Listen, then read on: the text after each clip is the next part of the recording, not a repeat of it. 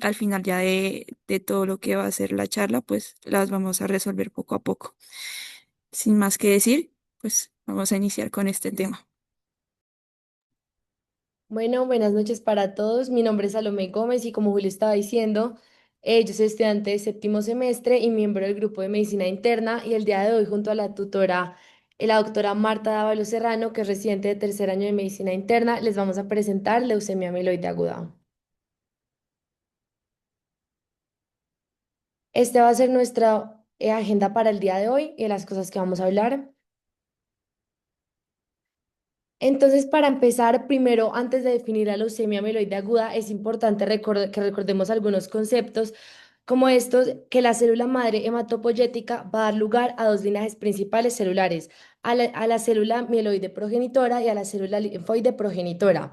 La célula mieloide que va a dar origen a células como el mieloblasto, el mastocito, el eritroblasto y el megacariocito, y la célula linfoide a las células importantes para el sistema inmune. Esto es importante saberlo porque el problema es que va a haber un problema con este sistema de diferenciación que nos va, y por eso se va a definir la leucemia mieloide aguda como un desorden maligno caracterizado por el crecimiento y diferenciación anormal de células hematopoyéticas de la médula ósea. Es decir, no se va a poder dar bien esta diferenciación y nos vamos a quedar con la célula inmadura que va a ser el blastocito, en este caso el mieloblasto. Lo que va a pasar es que se van a acumular en la médula ósea y debido a un fenómeno que se va a llamar el overflow, lo que va a pasar es que más o menos se van como a regar hacia la sangre periférica y por eso es que se van a acumular.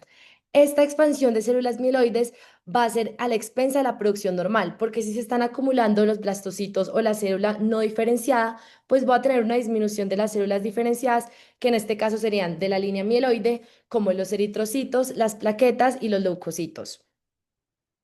Para hablar un poco acerca de epidemiología, como podemos ver en esta imagen de Globocan, la leucemia es el cáncer a nivel mundial con rankeado como el número 13 de mayor incidencia y como número 10 en términos de mortalidad. Importante que la incidencia va a aumentar con la edad y que en Colombia, como podemos ver en esta foto, está de número 10, pero algo importante es que va a tener una incidencia relativamente alta, al igual que una mortalidad. Es decir, muchos de los pacientes que van a ser diagnosticados van a tener pues un pronóstico no muy favorable.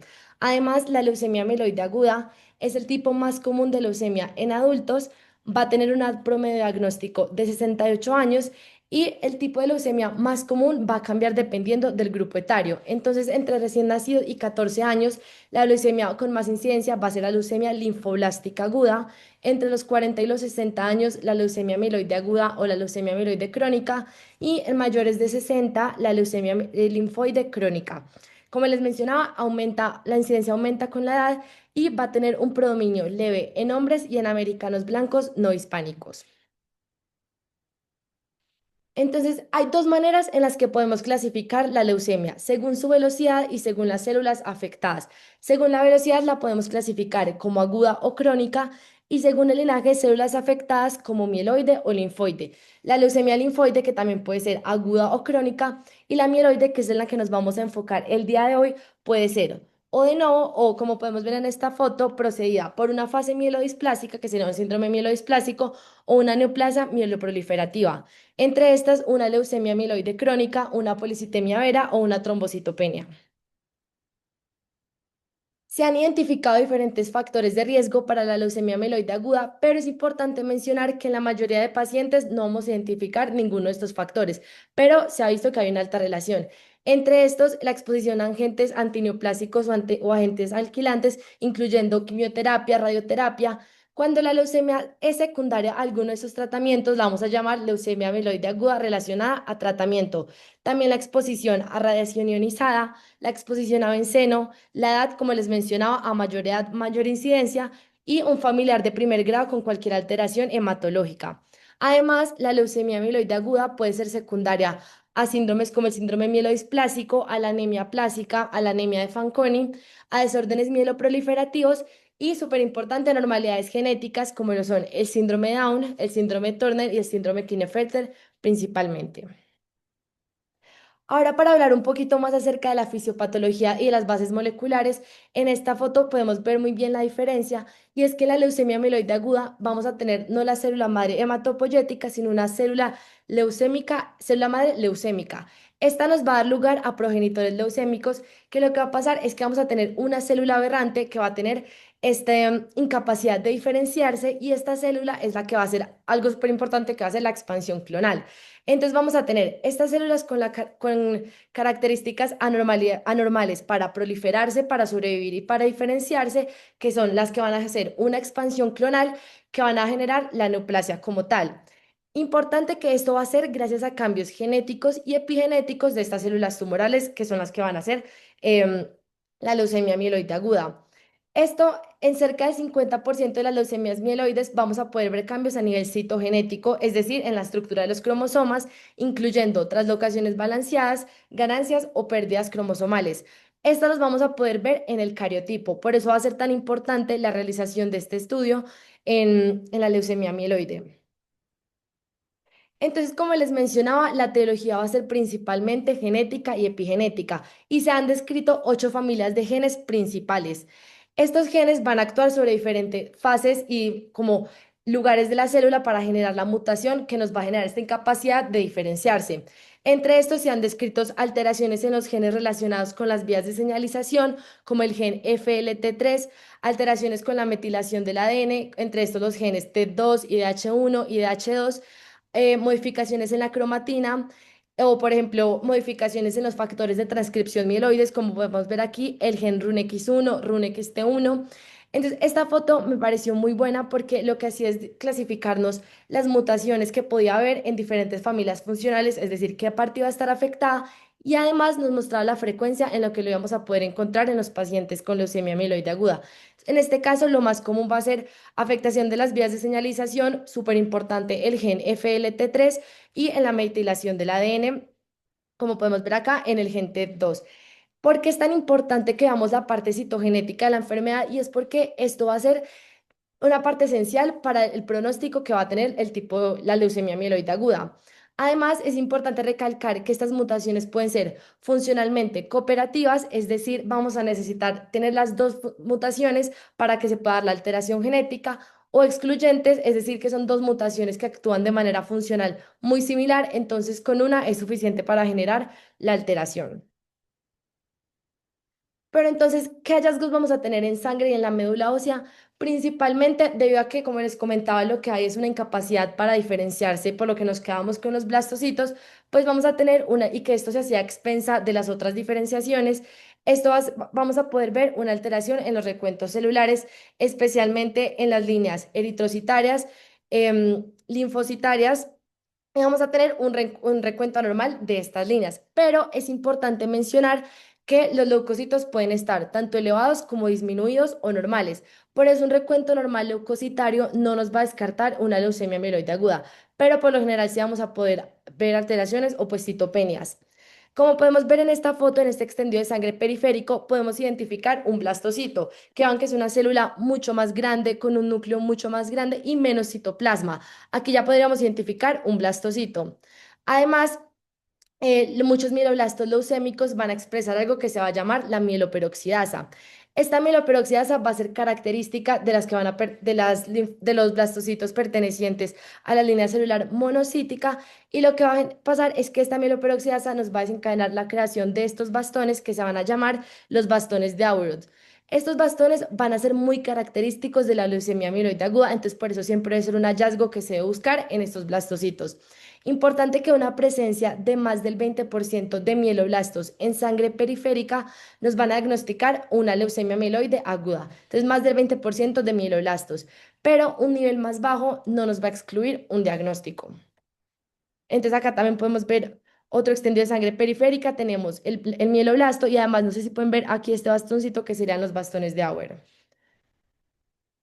Antes de seguir hablando de leucemia mieloide aguda, me parece muy importante mencionar este subtipo que va a ser la leucemia promielocítica. Lo que va a pasar en la leucemia promielocítica es que vamos a tener una translocación entre el gen PML y RAR, del cromosoma 15, el gen PML, y el cromosoma 17, el gen RAR. Estos dos se van a unir y van a formar un complejo que va a ser el complejo PML-RAR. Este complejo se va a unir a los correpresores, como podemos ver en esta foto, que están unidos. al ADN y esto lo que va a hacer es bloquear la transcripción de proteínas que van a ser importantes para la diferenciación. Es decir, según este complejo, se inhibe la transcripción y no se da la diferenciación de estas células. Por eso nos quedamos con el mieloblasto. Cuando se da esta incapacidad de diferenciarse, vamos a tener que se van a formar lo que les mencionaba por la mieloperoxidasa, los bastones de Auer. Estos bastones de Auer están altamente relacionados con una activación de la cascada de coagulación, lo que nos generaría una coagulación intravascular diseminada. Entonces vamos a tener una sobreactivación de la cascada de coagulación y vamos a poder ver aquí todos los fenómenos como coagulopatías. Después lo que va a pasar es que va a haber un consumo de todos los factores de coagulación y ya vamos a pasar al otro espectro que serían fenómenos de sangrado. Por eso es que la leucemia hipermielocítica se considera una urgencia, es súper importante tenerla en cuenta y además saber que el diagnóstico se hace identificando este gen PML-RAR, que es el que va a formar el complejo.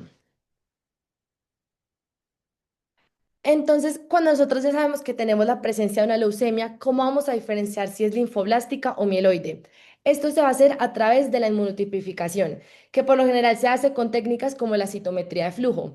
La inmunotipificación va a ser muy importante para que especifiquemos tanto el linaje, es decir, si yo tengo una leucemia mieloide que es mieloblástica o linfoblástica, y para subclasificar el tipo de leucemia mieloide, porque como les mencioné, el progenitor mieloide daba origen a muchas líneas celulares diferentes. Entonces, para diferenciar específicamente qué tipo de leucemia mieloide es. Para esto, lo que vamos a hacer es que tenemos diferentes marcadores que al identificarse nos van a poder ayudar a caracterizar eso. Entonces, por ejemplo, el linaje mieloide va a tener el marcador más específico de todos, que era el que les mencionaba anteriormente, que es la mieloperoxidasa. O también tenemos otros marcadores como lo son el CD13, el CD33, el CW65. Con la presencia de al menos dos marcadores en estos mieloblastos, ya lo clasificaríamos como una leucemia mieloide de linaje pues mieloide. En este caso necesitamos entonces dos marcadores. Por otro lado, si tenemos una leucemia linfoblástica, lo que encontraríamos serían marcadores específicamente, pues el más específico para la linfoblástica es el CD10, pero también tenemos otros como el HLA, TDT, pero en este caso nos vamos a enfocar en los marcadores para leucemia mieloide. Entonces recordar, el más específico va a ser el MPO, pero tenemos la presencia de todos estos otros, que por ejemplo si encontráramos el CD14 y el CD36, podríamos ya saber que es una leucemia mieloide de linaje monocítico. Entonces, ¿cómo vamos a clasificar la leucemia mieloide aguda? Hay dos clasificaciones principales. Esta es un poco más antigua y es la clasificación FAB, que es la francesa, americana y británica, que lo que hacía era clasificar la leucemia de M0 a M7 basado en el grado de diferenciación que tuviera. Por ejemplo, en este caso clasificaba la leucemia promielocítica como hipergranular, que era la que les mencionaba anteriormente, como M3. Lo que pasa con esta clasificación es que ha entrado un poco en desuso debido a que no tiene implicaciones ni pronósticas ni terapéuticas. Vean que solo nos lo clasifica como la diferenciación, pero no nos dice nada más aparte, por ejemplo, desde el lado genético o inmune.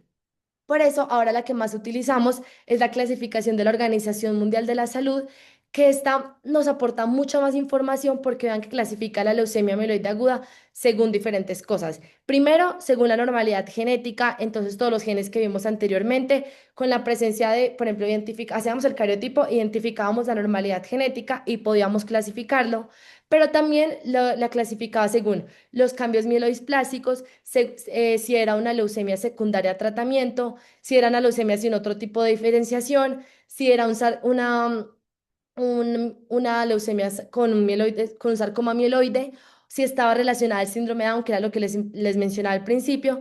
Entonces, esta clasificación nos aportaba mucho más acerca del pronóstico.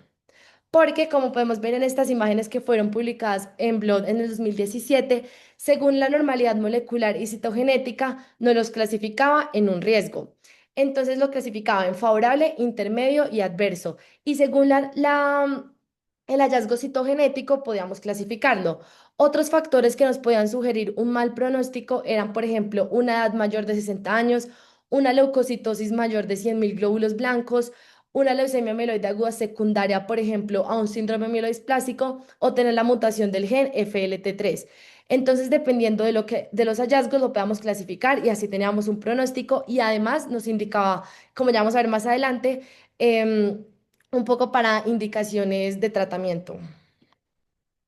Pero entonces, ¿cómo se va a presentar clínicamente la leucemia mieloide aguda? Principalmente a través de signos y síntomas de fallo de médula ósea. ¿Por qué? Porque vamos a tener un reemplazo de estas células diferenciadas por células por blastocitos a expensas de las otras. Entonces, por ejemplo, síntomas de anemia, signos y síntomas de anemia típicos como la astenia, la dinamia, la palidez mucocutánea o de la neutropenia, como en pacientes que están haciendo muchas infecciones, de la trombocitopenia, como sangrados, hematomas. Entonces, todo lo relacionado con estas citopenias. Pero también se encontró que pueden haber síntomas de enfermedad extramedular en casi un cuarto de los pacientes con leucemia mieloide aguda. Entre estos podíamos encontrar las infiltraciones en el cuerpo que generaban sarcomas mieloides, el compromiso craneal o del sistema nervioso central, que podía ser, por ejemplo, irritación de nervios craneales, cefalea, cambios a nivel de la retina, irritación meningia, dolores óseos, anormalidades en la piel como el síndrome SWIT, que era esta presencia de placas o de máculas moradas que eran dolorosas y que además se acompañan de síntomas sistémicos como fiebre, dolor en las articulaciones o la hiperplasia gingival. Esta es importante mencionarla porque la hiperplasia o estas infiltraciones gingivales son muy características del subtipo monocítico, es decir, del linaje monocítico que se clasificaba en la FAB como el M5. Entonces ya nos sugerían este tipo de leucemia. Bueno, ¿y cómo vamos a enfocar para el diagnóstico de un paciente con leucemia mieloide aguda? Entonces, primero, ¿en quién sospechamos estas leucemias? Por ejemplo, un paciente mayor con síntomas de falla medular, que eran los que les mencionaba anteriormente. Les hacemos unos laboratorios iniciales. En el hemograma, por ejemplo, podemos encontrar una leucocitosis, generalmente a expensas de una granulocitosis o citopenias, todo lo que les mencioné anteriormente. Y debido a estas anormalidades, realizamos un frotis periférico en el que ya veíamos la presencia de estos mieloblastos y del hallazgo más específico, como les mencionaba, los bastones de Auer. Aquí ya teníamos una alta sospecha de una leucemia mieloide aguda. Después, lo ideal sería hacer un aspirado de médula ósea. ¿Por qué era importante además este aspirado de médula ósea? Porque lo que podía pasar es que, por ejemplo, en el frotis de sangre periférica puede que no viéramos el conteo real de blastocitos porque justo en esa muestra no habían suficientes. Entonces, en el aspirado de médula ósea teníamos el cilindro, que era como tal el hueso, y el aspirado, que sería la sangre. Aquí sí podríamos ver un conteo real de los blastocitos.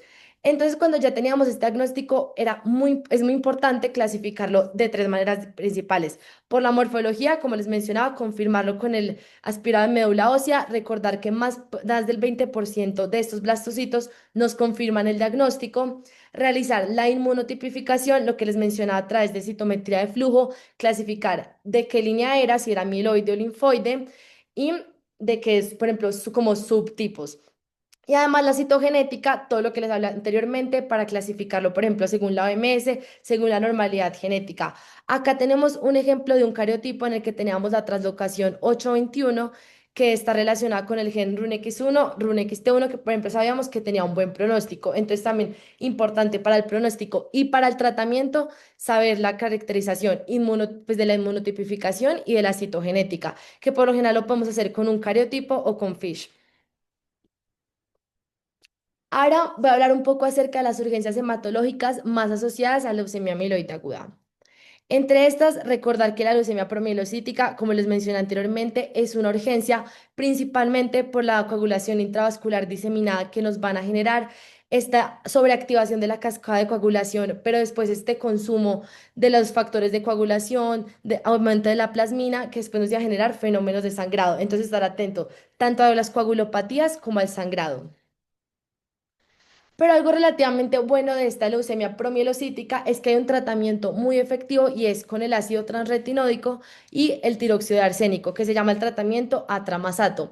Por si no lo recuerdan, el ácido transretinódico o el ácido retinoico es la vitamina A, entonces básicamente estamos tratando una neoplasia con una vitamina y esto funciona porque el ácido transretinoico más el tiróxido de arsénico lo que hacía era romper este complejo que les mencioné anteriormente, que era el complejo PML-RAR. Entonces, al romper el complejo, se soltaban los correpresores, se lograba la transcripción de genes y se daba la diferenciación.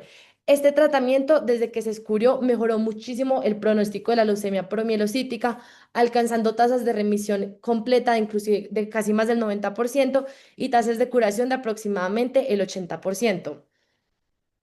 Pero en todos los pacientes que están recibiendo este tratamiento atramasato, es súper importante vigilar una cosa que es el síndrome de diferenciación. Entonces vamos a estar pendiente en todos los pacientes que están recibiendo tratamiento para la leucemia promielocítica y acá se están pendientes principalmente de tres cosas, de pacientes que les dio una fiebre no infecciosa, disnea y ganancia de peso. Otras características como que tengan una afectación cardíaca, hipotensión o una insuficiencia renal aguda. ¿Esto por qué pasaba? Y es que a nivel histológico, en los pulmones podíamos ver un infiltrado pulmonar intersticial e intraalveolar por las células mieloides que se empezaban a diferenciar, daño endotelial, edema intraalveolar, hemorragia intraalveolar y exudados fibrinosos. Entonces, ante una sospecha del síndrome de diferenciación, se debe hacer una radiografía de tórax, función renal, función hepática, un hemograma completo, saturación de oxígeno y pues soporte ventilatorio si es necesario, control de peso por la retención de líquidos que se puede dar, medidas de mantenimiento de la presión arterial, restricción de líquidos debido también a la insuficiencia renal y si se sospecha, se debe dar una administración de esteroides, por lo general dexametasona 10 miligramos 2 veces al día hasta que empieza a resolver esta clínica. Y después se podía seguir con el tratamiento. Si volvía a aparecer el síndrome de diferenciación, hay que suspender el tratamiento. Otro síndrome del que hay que estar pendientes y pues otra urgencia hematológica es el síndrome de lisis tumoral. En este lo que va a pasar es que debido al tratamiento antineoplásico va a haber una lisis de las células tumorales que va a hacer una liberación de tanto ácidos nucleicos como fosfato y calcio al torrente sanguíneo. Estos ácidos nucleicos lo que hacen es que se degradan en santina, que después se va a convertir en ácido úrico, que es lo que nos va a dar origen a cristales que pueden generarnos una insuficiencia renal aguda. Todo esto además se va a ver exacerbado por el aumento de radicales libres, por el aumento de la inflamación. Además, es importante mencionar que el riesgo del síndrome de lisis tumoral aumenta en neoplasias que tienen una alta proliferación celular, por ejemplo, la leucemia. Entonces, teníamos un mayor riesgo en estos pacientes. Este lo podemos definir según los criterios de Cairo-Bishop, que se basan en criterios tanto metabólicos como un aumento en el ácido úrico, un aumento del potasio, un aumento del fósforo y una hipocalcemia porque, por la formación de esos cristales y por criterios clínicos como lo son una creatinemia, arritmias, convulsiones e inclusive la muerte súbita. Con dos alteraciones metabólicas y una clínica se diagnosticaba el síndrome de lisis tumoral. Además, también importante que el riesgo aumenta si tenemos una leucemia mieloide aguda con una leucocitosis de más de 100.000. Otra urgencia hematológica importante es la neutropenia febril. Esta va a ser frecuente en pacientes en tratamiento con quimio, tanto para tumores sólidos como hematológicos en este caso, y la vamos a definir como un conteo absoluto de neutrófilos mayor a 500 neutrófilos o un conteo absoluto de neutrófilos menor de 1000 neutrófilos, pero con una predicción de que van a disminuir a menos de 500 en las siguientes 48 horas. Además del criterio febril, que sería una temperatura mayor a 38,3 grados tomada de manera oral o una temperatura mayor de 38 grados, pero sostenida por un periodo de 1 hora. Es clave identificar este estado de neutropenia febril porque lo ideal es iniciar antibiótico de manera empírica en los primeros 60 minutos posteriores al diagnóstico. Para evaluar el riesgo de complicaciones que tiene un paciente con neutropenia febril, usamos el MASC score, que se basa en la carga de la enfermedad dependiendo de los síntomas que presente el paciente y en criterios clínicos y dependiendo de la puntuación, entre más alta, menos riesgo de complicaciones y entre más baja, más riesgo de complicaciones. Y ahora vamos a hablar acerca del tratamiento de la leucemia mieloide aguda. Entonces, este lo vamos a poder clasificar en tres etapas principales: la inducción, la consolidación y el mantenimiento. La inducción tiene como objetivo principal llegar a la remisión y después tenemos la terapia post-remisión que se basa en la consolidación y en el mantenimiento. En la terapia de inducción tenemos tres esquemas principales que van a ser el 7+3, el FLAG-IDA, el CPX 351 y el atramasato, pero este es el que hablábamos que era para leucemia promielocítica. En la etapa de consolidación podemos tomar como dos caminos, que es el trasplante de progenitores hematopoyéticos o seguir con quimio a dosis altas. Y finalmente tenemos la etapa de mantenimiento, que aunque se ha demostrado que reduce el riesgo de recaídas, también hay que tener en cuenta que es una toxicidad adicional y son pues costos adicionales. También importante mencionar que el manejo se debe hacer de manera integral con manejo del dolor, cuidados paliativos y con salud mental y que se debe hacer un aspirado biopsia y control a los 7 a los 10 días de terminar la terapia de inducción. Acá por lo general van a seguir disminuidas las líneas celulares y después un segundo control cuando ya se haya normalizado el conteo plaquetario y de neutrófilos. Entonces, en esta imagen creo que se resume muy bien todo lo que es el tratamiento de la leucemia amiloide aguda y lo primero que esto hace es dividir a los pacientes como fit, unfit o fail. Con fail, esto lo hace basado en criterios de evaluación clínica, en evaluar el riesgo citogénico y molecular, entonces lo que les mencionaba anteriormente de las tablas que según la mutación caracterizaba a los pacientes como un riesgo intermedio, severo o leve y la posibilidad de los pacientes de entrar en un estudio clínico. Entonces, en los pacientes que ya eran clasificados como fail, ya se hace un manejo más paliativo, pero en los pacientes que eran clasificados como fit, se hacíamos todo lo que vimos de inducción, mantenimiento y consolidación. Entonces, si teníamos la mutación FLT3, que como vimos era la más común, se hace el esquema 7 más 3, que va a consistir en una antraciclina, como lo es la hidarrucibina, por 3 días, más una citarabina a dosis altas. Si es un paciente con el marcador CD33 positivo, se puede hacer este mismo esquema 7 más 3 añadiendo el anticuerpo monoclonal Gentusumab. Y si era un paciente con una leucemia amiloide aguda post-tratamiento o con displasia, se podía aplicar este nuevo esquema que es el CPX 351. Este es uno de los más nuevos que lo que hace es combinar citabaracina con daunorubicina, pero lo que lo hace es en una infusión liposomal que se comprobó que además de que tenía menores tasas de reaparición la neoplasia, también a lo que hacía era protegía más o menos a las células que todavía eran sanas porque se hace a través de esta infusión que es de manera más controlada. Entonces, cuando terminamos el esquema de inducción, ya seguíamos con el esquema de consolidación. Para decir qué esquema de consolidación se usaba o pues que como terapia de consolidación utilizábamos, íbamos a evaluar el riesgo de recaída. Entonces, si el riesgo de recaída era alto, el paciente se podía realizar un trasplante de médula ósea. Ya vamos a ver basado en qué criterios era esto. Y si no, se prefería seguir con quimioterapia a dosis altas. Eso es lo que les mencionaba anteriormente. El esquema 3 más 7, si había un bajo riesgo de recaída, se prefería quimioterapia a dosis altas. Si había un alto riesgo de recaída, trasplante de médula ósea. Pero entonces, ¿en quiénes se puede hacer el trasplante de médula ósea? Esto va a depender de tres factores principales, de variables clínicas como lo son la edad, el sexo, el nivel de leucocitosis, o de variables moleculares como lo son las mutaciones citogenéticas y de variables dinámicas como la enfermedad residual medible, es decir, cuántos blastocitos todavía tenía este paciente después de la terapia de inducción. Entonces, si el riesgo de recaída era bajo, se prefería seguir con quimio y no era necesaria el trasplante de médula ósea, pero si el riesgo de recaída es alto, se prefería seguir con el trasplante de médula ósea o de precursores hematopoyéticos. Ahora también les voy a mencionar un poco acerca del tratamiento según la mutación. Por ejemplo, esta es una lista que muestra los medicamentos que han sido aprobados por la FDA. En específico, por ejemplo, en pacientes que tenían la mutación FLT3 se puede usar la midostaurina o en pacientes que tenían la translocación Filadelfia, que es la 922 entre el cromosoma 9 y 22, se puede usar inhibidores de la tirosinquinasa como imitanib o nilotinib. Esto lo menciono más como para ver que el tratamiento de de las leucemias va hacia algo más personalizado y de esto la importancia de todos los análisis citogenéticos. También súper importante mencionar la terapia de soporte que se va a tener que dar a través de pues de todo este proceso y todo este tratamiento, que va a incluir cosas como el soporte transfusional, principalmente en pacientes con una hemoglobina menor a 7, con plaquetas menor a 10, con un conteo plaquetario menor a 10.000 y pues con síntomas que requieran de un soporte transfusional, el manejo sindromático, principalmente con antieméticos como el ondansetron, corticoides, entre otros.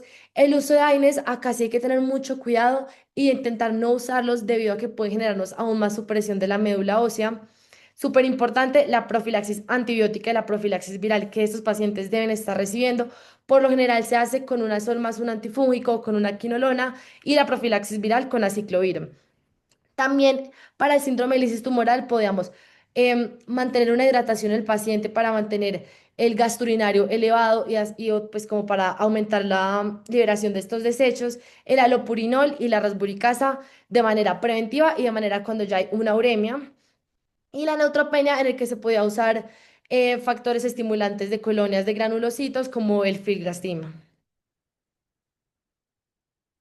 Y cuando hablamos de remisión en un paciente con leucemia mieloide aguda, o sea que hay diferentes términos que tenemos que saber como cuándo utilizarlos y cuándo se consideran. Entre estos tenemos em, la remisión completa sin enfermedad residual medible, es decir, un conteo de blastocitos menor al 5% sin presencia de marcadores genéticos. La remisión completa, que se consideran unos blastocitos menor al 5%. La remisión completa con recuperación hematológica, en la que vamos a tener un conteo de blastocitos menor al 5% y con la neutropenia y sin neutropenia o trombocitopenia residual. La remisión parcial, que se considera que todavía hay un conteo de blastocitos entre el 5 y el 25%, pero hubo una reducción de estos blastocitos de al menos el 50%. Por ejemplo, un paciente que tiene el conteo de blastocitos en el 30%, pero inicialmente los tenía en 60%, pues todavía no está en menos de 25, pero ha reducido en un más del 50%. Entonces se consideraría una remisión parcial, es decir, está llegando hacia la remisión. Y la enfermedad refractaria, que es cuando no cumple con ninguno de los criterios de remisión. Y finalmente tenemos el pronóstico, que se hacía basado en dos factores principales: la edad del paciente y la estratificación inicial que se le daba. A mayor edad y con y sean estratificados como adversos, intermedio favorable, y va disminuyendo el pronóstico del paciente. Y eso es todo. Muchas gracias.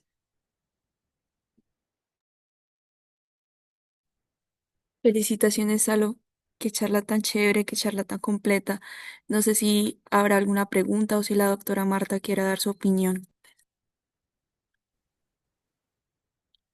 Felicitaciones a los gracias por la charla, como decía Juli. Por el chat le escribimos a la doctora algunas preguntas que nos fueron mandando en el transcurso de la charla para que las podamos resolver. Bueno, buenas noches a todos. Muchas gracias al IMIC por organizar estos espacios académicos y quisiera felicitar pues a la doctora Salomé por tan excelente presentación. Bueno, algunas de las preguntas que nos compartieron son si se puede hacer la prevención del síndrome de diferenciación con la administración de prednisolona, que pues qué aguante evidencia tendría eso. Entonces, pues realmente el síndrome de diferenciación es algo a lo que uno tiene que estar siempre atento, en especial pues con los pacientes que tienen tratamiento con ácido transretinoico.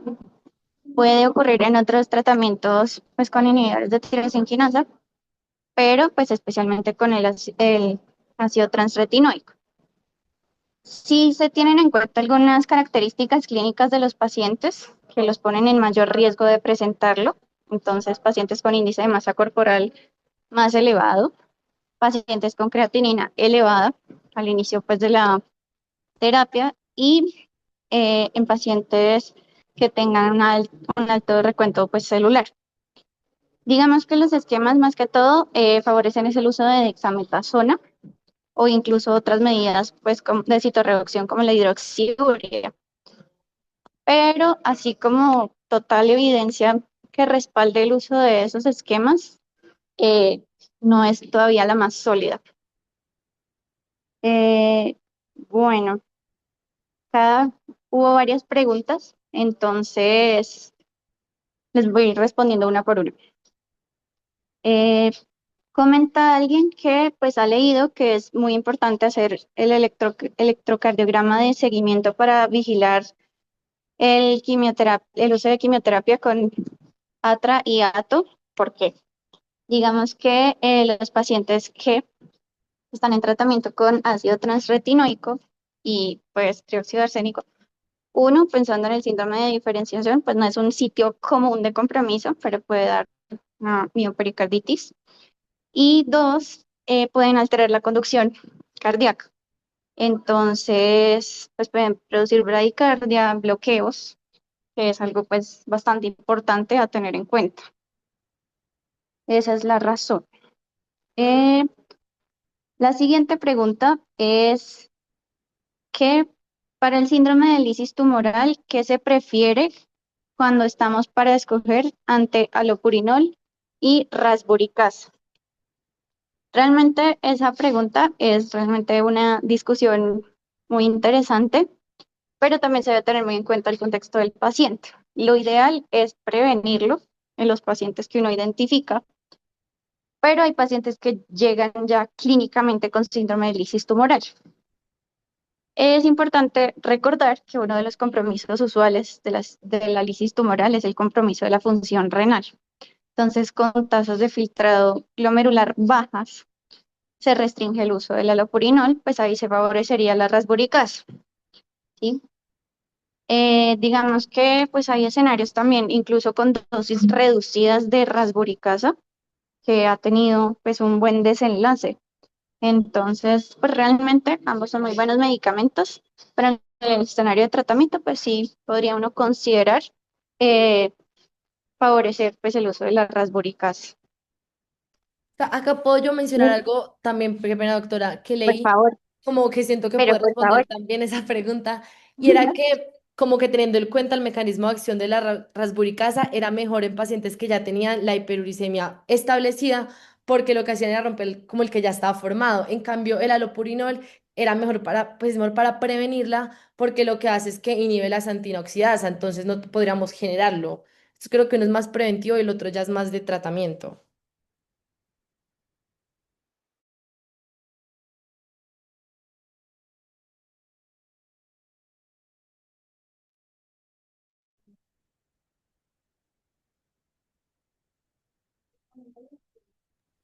Doc, si estás hablando, no te escuchamos.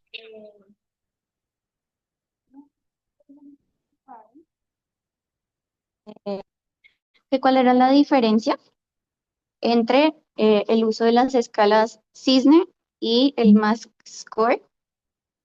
Eh, y pues la respuesta es el contexto.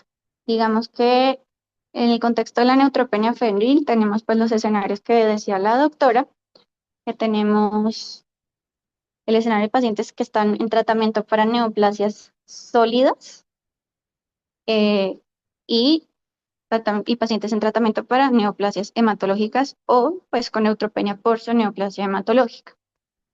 Entonces eh, tenemos el escenario que para evaluar el riesgo para dónde se debe manejar el paciente, eh, pues tenemos la escala Cisne para los pacientes con tumores sólidos y la escala de MASC para pacientes con neoplasias hematológicas. Bueno, continuamos. Estamos bien nutridos de preguntas y muchas curiosidades.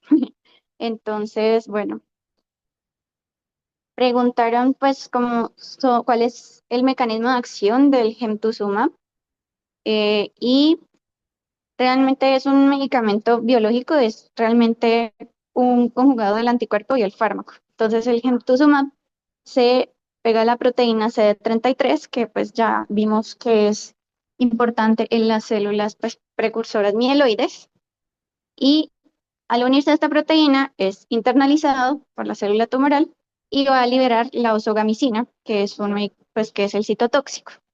Entonces, pues es específico y pues, la ozogamina lo que va a hacer es un daño pues, en el ADN celular. Y bueno, también preguntaron sobre el venetoclax. De hecho, el venetoclax ha ido tomando mucha relevancia en el tratamiento pues, de las leucemias, especialmente pues el motivo de la charla del día de hoy. Entonces, se va a unir a la proteína BCL2, que es una proteína que está sobreexpresada en estas células. Recordamos que pues uno de los mecanismos eh, pues, de los hallmarks del cáncer es perpetuar la reproducción de estas células omitiendo pasos como la apoptosis. Entonces la BCL2 eh, es una proteína que va a permitir que continúe, es una vía antiapoptótica. Entonces al administrar venetoclax se va a unir a esta proteína BCL2 que va a liberar como este bloqueo y va a favorecer pues la cascada de pues apoptosis.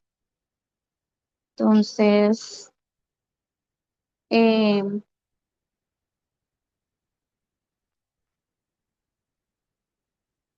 bueno, nos preguntan también que por qué en el MAS tiene criterios si es un tumor sólido, si originalmente su uso era para neoplasias hematológicas.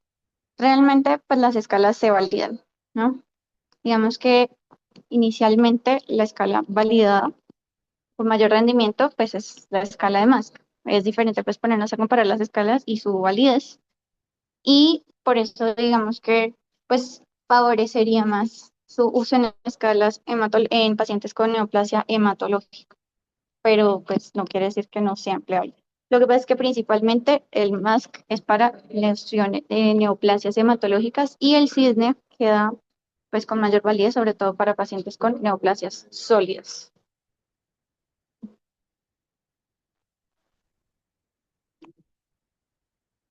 Entonces, doctora Valeria, ¿me recuerdas las otras preguntas, por favor?